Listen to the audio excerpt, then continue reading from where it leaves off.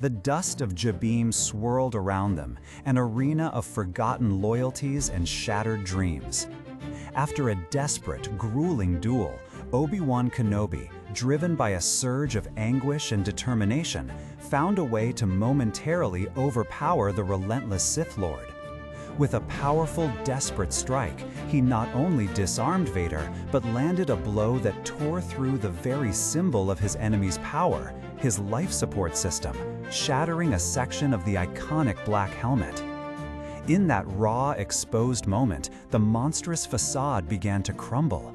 Through the fractured casing, the guttural distortion of Vader's breathing apparatus flickered, and a part of the scarred, pale face of Anakin Skywalker was revealed. It was a face Obi-Wan knew intimately, yet one twisted beyond recognition, both by physical trauma and by the dark side that had consumed him. For the first time, in an instant that felt like an eternity, Obi-Wan was forced to confront the unbearable truth.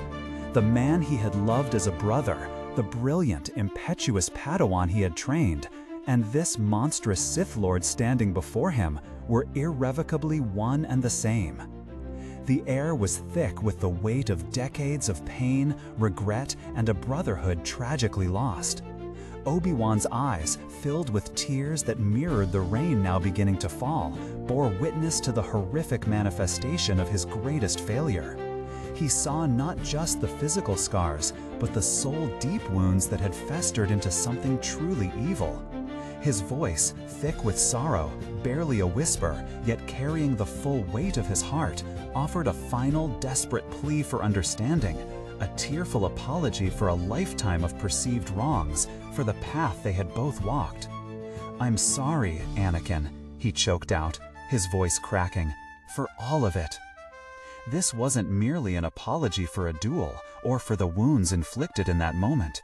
It was an apology for Mustafar, for the Chosen One's fall, for every moment he believed he had failed to save his friend, his brother. It was a final, desperate reach across an abyss of darkness, a plea for the return of a ghost, a hope that some fragment of Anakin might still reside within the Vader persona. But the response that followed was not one of reconciliation, nor even of rage. It was far more chilling, more definitive, and ultimately more heartbreaking than any scream or curse could have been. The voice, still distorted by the damaged vocoder, but now tinged with an unnerving clarity, resonated with absolute finality. "I am not your failure. You didn't kill Anakin Skywalker. I did." Those words, "I did," they cut deeper than any lightsaber, striking directly at the core of Obi-Wan's lingering hope. They were a declaration of independence from his past, a terrifying embrace of his monstrous present. Vader wasn't just rejecting Obi-Wan's apology, he was taking full, horrifying ownership of Anakin's destruction.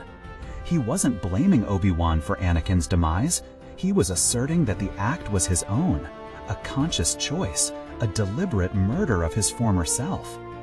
In that moment, the last flickering ember of hope that Obi-Wan had carried for Anakin Skywalker was extinguished. It was a devastating closure to their brotherhood, a final, irreversible chapter written in agony. Obi-Wan had spent 10 years in exile, haunted by the specter of what he had done, what he had allowed to happen on Mustafar.